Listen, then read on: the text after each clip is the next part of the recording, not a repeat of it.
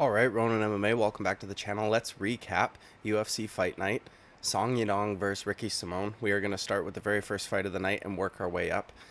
As usual, before we get into it though, please like and subscribe, and I'm going to ask you this as a favor this time. Usually I give the whole, because I'm Canadian, and we're polite spiel and all of that good stuff.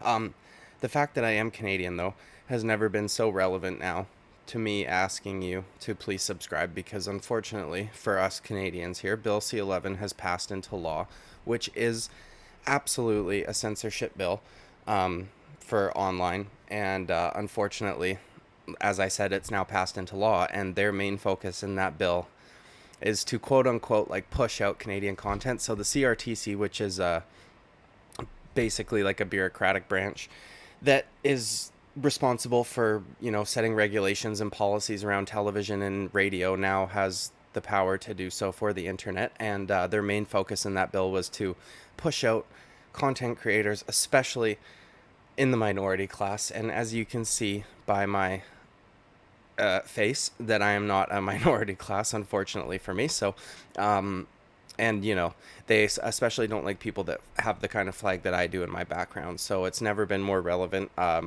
Once their algorithm is in place, I would imagine I'm going to get pushed out way less than I was even before. So please subscribe if you see this now, because in the near future you might not see me ever again. So let's get right into it, okay? COWAN versus Jamie Lynn Horth. Since Bill C-11 passed, I'm now going to be very friendly towards Canadian fighters. No, I'm just kidding. But in all seriousness, Jamie Lynn Horth actually put on a pretty good performance. That was a decent fight as far as women's fights go. COWAN, she tries real hard. You know what I mean? She pushes in the clinch, and that was a fun fight, honestly. I know that the only cut on her face was due to a clash of heads, which is unfortunate. But Jamie Lynn Horth was actually, her striking was pretty slick. She wasn't able to get a finish, but I think that is just because COWAN is such a tough lady. And there were a few moments there where I thought that she might, just because she was tagging her with some pretty good shots. Something that I noticed in this fight, which isn't really relevant to the fight itself or the outcome, and I've noticed this before, obviously, like in Kamaru Usman fights, but the referee, and not just the referee, the commentators are very quick to call out somebody grabbing the fence or the cage, pardon me, on a takedown attempt, which, fair enough, it's not a good thing to do. Obviously, it's against the rules, and it can stop a takedown, which is unfortunate, because if somebody's working really hard for a takedown and the only reason they don't get you down is because you've grabbed the fence, well, that's really, that's shitty. But they never seem to call it out when it goes the other way around, and I would argue that somebody who's pushed up against the fence trying to get out, and the pusher, right, the fence pusher, who is grabbing the fence behind them, that is equally as bad as somebody doing it to stop a takedown, because they are forcing you to remain in a position that you don't want to be in, whereas the cage grabber on a takedown is trying to stay out of a position. Like, it's essentially the same thing. The commentators never seem to call it out, though. COWAN on multiple occasions had her fingers locked in the cage, while Jamie Lynn Horth was had her back to the cage, and the commentators didn't mention it once, but as soon as Jamie Lynn Horth grabbed the cage to stop a takedown, they were all over it. DC was very upset and whatever, and rightfully so, but call it out both ways, please. Like, we see this all the time. The Leon Edwards and Kamaru Usman fight was brutal, right? Like, it was same sort of thing. They were calling out Leon for grabbing the gloves, grabbing the cage, but when Kamaru Usman does it to keep you up against the cage, no one seems to really care. So that's something that they should probably work on. But good performance by both ladies. That was a good fight, and we have a decent women's Canadian fighter on our hand. I know that Jillian Robertson is decent from time to time, and she can pull some stuff out of her ass, basically. But this was good to see another decent ladies Canadian fighter. Okay, next fight, Journey Newson versus Marcus McGhee. Bro, I tell you what, dude. Journey Newson might get cut, I don't know, but I'll never pick him again moving forward. This guy is like so inconsistent, and it's so strange. Where he literally will look afraid at times. It's very strange, but in all honesty, Marcus McGhee looked way bigger than him, dude. Like, Journey Newson looked like he could be a flyweight, and I don't know if I'm not remembering something and that he used to fight at flyweight. Like, that was going through my mind because I kept thinking this guy's way smaller. Marcus McKee, though, put on a great performance. That was incredible by him, even though he looks 50 years old. So good job by him. UFC debut, good way to make it. And yeah, Journey NEWSON needs to get his shit together, dude, or he's gonna find himself in Bellator pretty quick, or maybe not even, dude. But anyways, next fight of the night: Stephanie Egger, or Eager, whatever, versus Irina ALEKSEEVA. This woman, dude, shameful. Shame. Shame. Shame. I'm not going to infantilize this woman the way that the commentators were. They barely brought up the fact that she had missed weight. They were literally acting like, oh, hopefully she can still perform well. Like, the bitch did not look sucked in at all on the scales. She missed weight by 4 fucking pounds. And then when they read out her weight, the bitch starts shadow boxing and fucking flexing like she had just done something. You missed weight. You are not lean, right? You've got some body fat. You're not like, you know, you could diet a little harder. You could have probably cut a few extra, like you could have continued to cut weight. It's cringe, dude. And then her celebration after the fact, after she submitted Stephanie Eager, which was a nice submission, but I don't think that she deserves much praise in this situation. She fucking, as I said, missed weight by 4 pounds and then celebrates as if she just did something incredible, which is, you know, if you would have made weight, maybe, fine, do the cartwheel, do the Billy walk, like, get out of here, dude. Cringe. And her fucking corner, whatever woman was in her corner screaming is just as cringe. I'm not going to give her very much praise here because I don't like that. When guys miss weight, they fucking shit on them very hard, okay? Especially if they look like they could still cut the weight.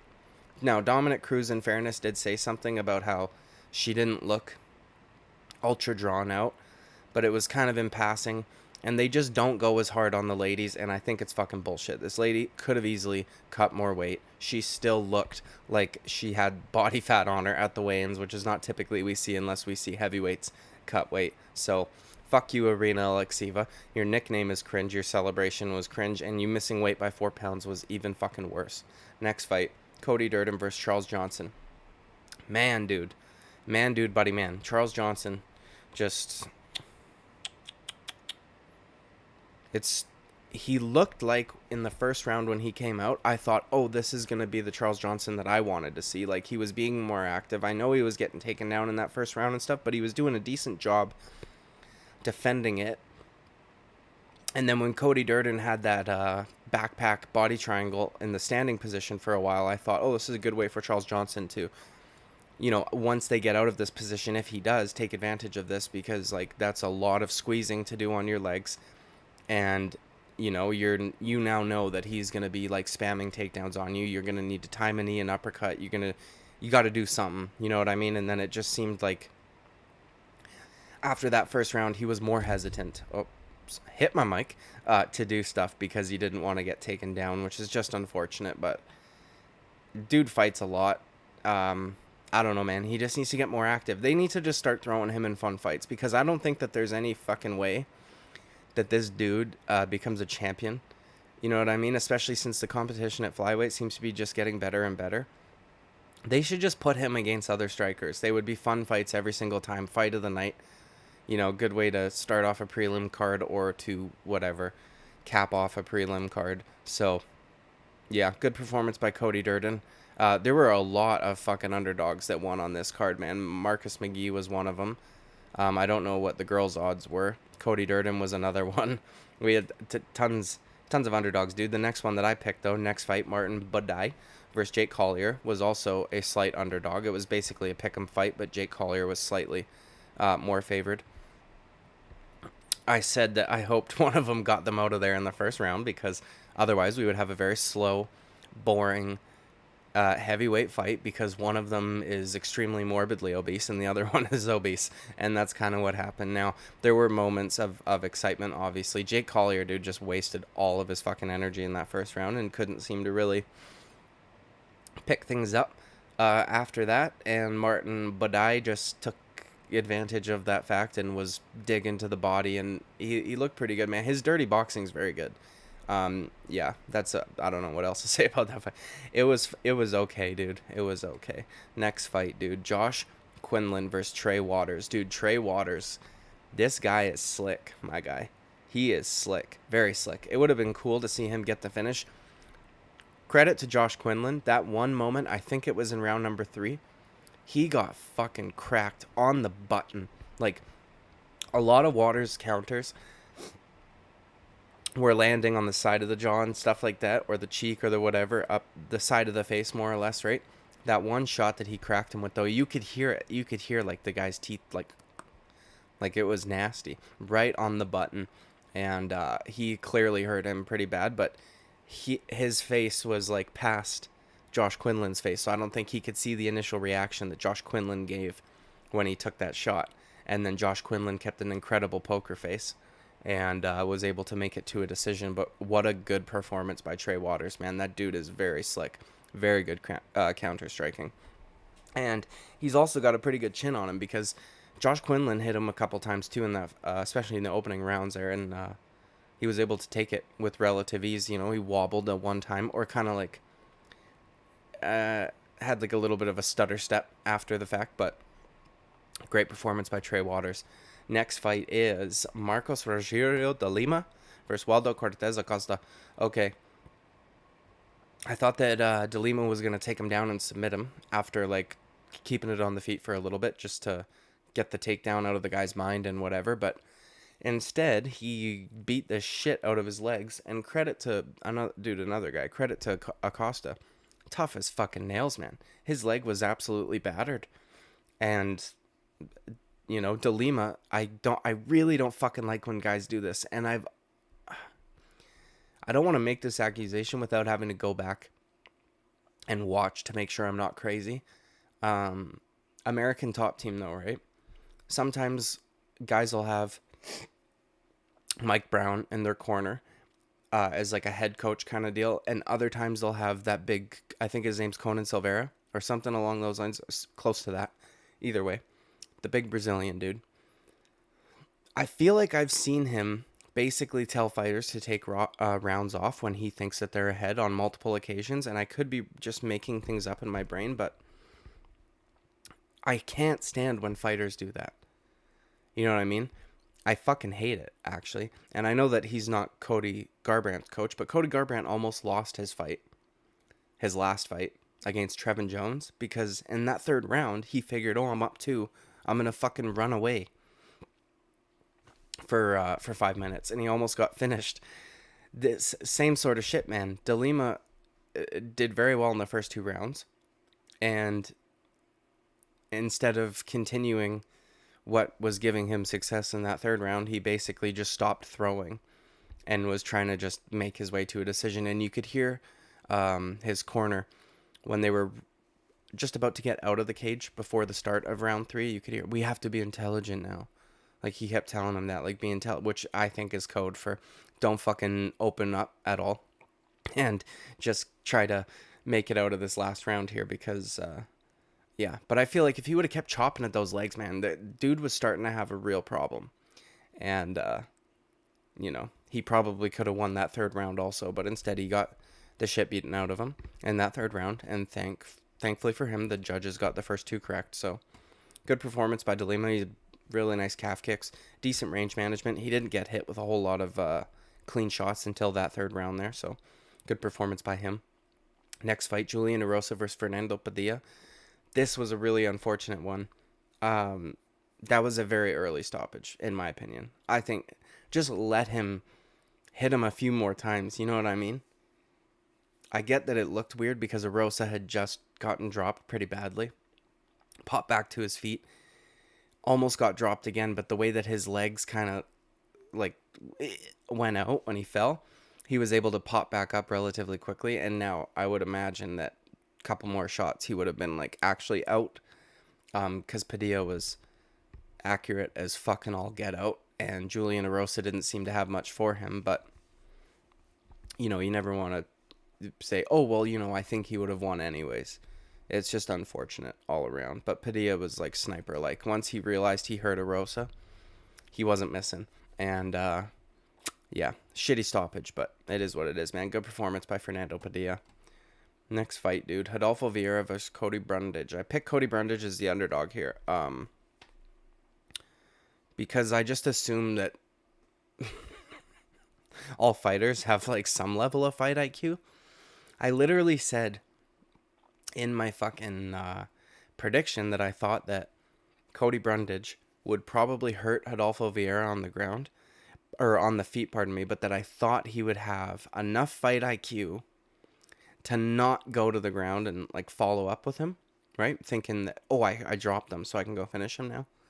I said that I thought he would drop him over the course of a couple rounds, a couple times, and by, you know, maybe the third time or something like that, Rodolfo Vieira would have been hurt enough that it would have been safe to jump on the ground and finish him off. But instead, Cody Brundage drops him once in the first round and then tries to finish off the fight, going to the ground with him. Allows Rodolfo Vieira to kind of survive the rest of that round. And actually, if I'm not mistaken, reverse position, which is like, obviously, you fucking idiot. Why are you going to the ground with Rodolfo Vieira? You dropped him. Okay, cool, dude. Make him stand up. Drop him again. And make him stand up and drop him again. You know what I mean? Why are you jumping on top of this guy? It makes no fucking sense. And then Cody Brundage goes full retard in round number 2 and jumps a fucking guillotine on Rodolfo Vieira.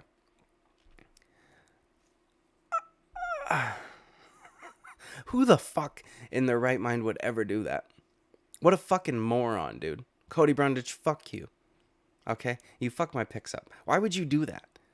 That was the dumbest shit I'd ever seen in my life. When I saw him first defending that takedown, I noticed that Rodolfo Vieira's head was in the position where you could have locked in a guillotine. And I thought to myself, Cody Brundage, don't you fucking dare. Don't take that bait. And he took it because he's a fucking idiot. Did he really think he was going to be able to do that, dude? We went over this in the prediction video. The only reason why Fluffy was able to sub him was because of how fucking tired Rodolfo Vieira was. And Rodolfo Vieira wasn't exhausted yet. He also looks like he might be on all of the juice, but that's okay, dude. What a dumb fuck move by Cody Brundage. Holy shit, dude. Zero fight IQ whatsoever. He's got negative fight IQ and he's got tons of extra chromosomes, but it is what it is, man. Next fight, okay.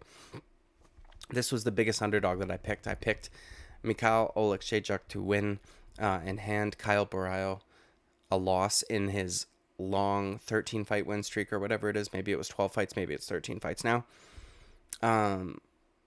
But Kyle Borralho, very good performance. In that first round, I thought I was going to be right.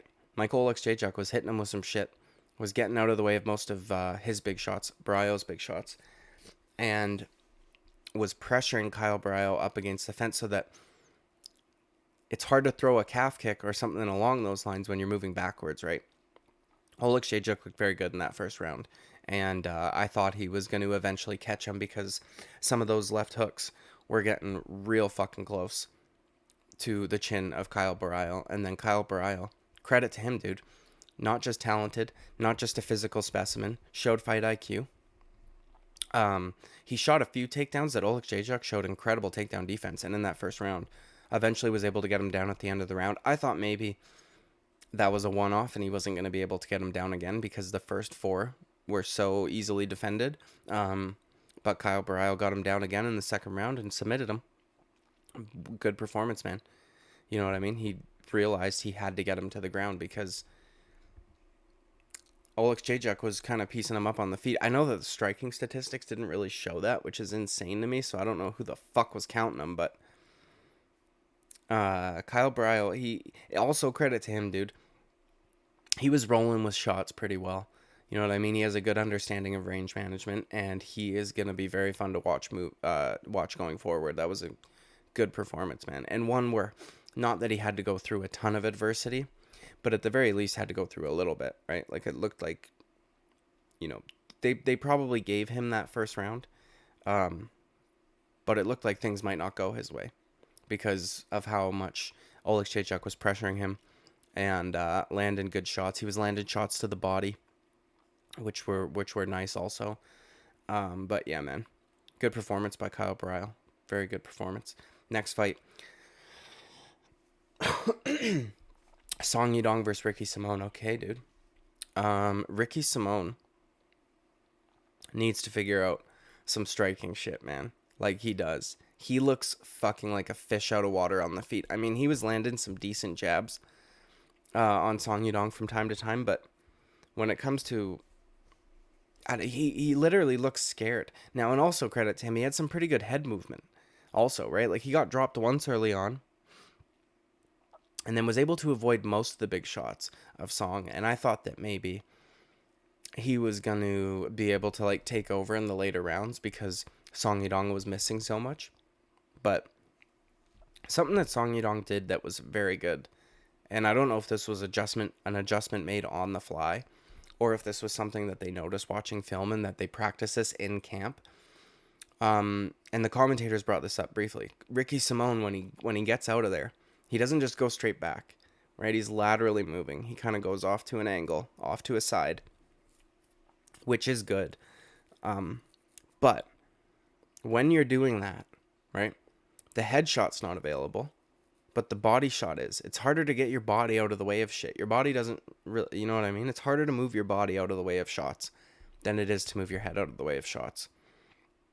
And something that Song Yadong was doing was when Ricky Simón would be getting out and laterally moving away, angling off, instead of trying to headhunt, Song Yadong was just ripping him to the body on his exits. And he did it a lot. And I was like, that's a actually really good adjustment by Song. Because the body's just always there. Especially a dude like Ricky Simón stands a little square, and he's got a very wide body in general. Like the dude's thick. Whereas Song Yadong's more V-shaped and cut. And then obviously Simón was able to, Song Yadong was able to finish him off in the 5th round there. Finally getting the knockdowns he was looking for, and he was able to finish it up. So it was a good performance by Song Yadong. Dude's underrated, and you know, I'll take that on the chin because I underrated him also. I think that he would actually be a decent matchup for Merab Dvalishvili because his takedown defense held up extremely well. And not just the first initial defense of a takedown, but the few times that Ricky Simón did get him down. And Ricky Simón is a very good grappler who has very heavy top pressure, who's been able to submit a lot of good guys.